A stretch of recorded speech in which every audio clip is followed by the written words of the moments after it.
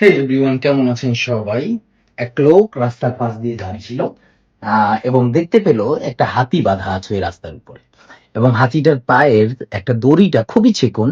হাতি চাইলেই এক হ্যাচকা টানে দড়িটা ছিঁড়ে ফেলতে পারে। এবং তার মনে কৌতূহল হলো, তাহলে কেন সে দড়িটা ছিঁড়ছে না?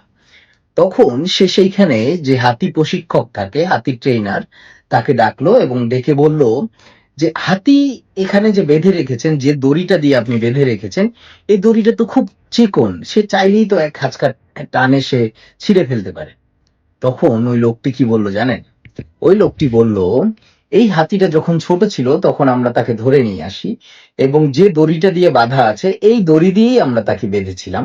এবং তখন সে অনেক চেষ্টা করেছিল এই দড়িটা ছিঁড়ে ফেলার, কিন্তু তার তখন সেই শক্তি ছিল না এই দড়িটা ছিঁড়ে ফেলার জন্য। এই জন্য সে যখন আস্তে আস্তে বড় হলো, তার ভিতরে একটা বিশ্বাস তৈরি হয়ে গেল যে এই দড়িটা সে কখনোই ছিঁড়তে পারবে না এবং সে চাইলেও ছিঁড়তে পারবে না। এই জন্য এখন আমরা যদি তাকে সামান্য একটা দড়ি দিয়ে বেঁধে রাখি, সে সেটা ছেড়ারও চেষ্টা করে না, কারণ তার ভিতরে বিশ্বাস অলরেডি তৈরি হয়ে গেছে। তার ভিতরে বিলিভ এসে গেছে যে সে কখনোই এই দড়িটা ছিঁড়তে পারবে না।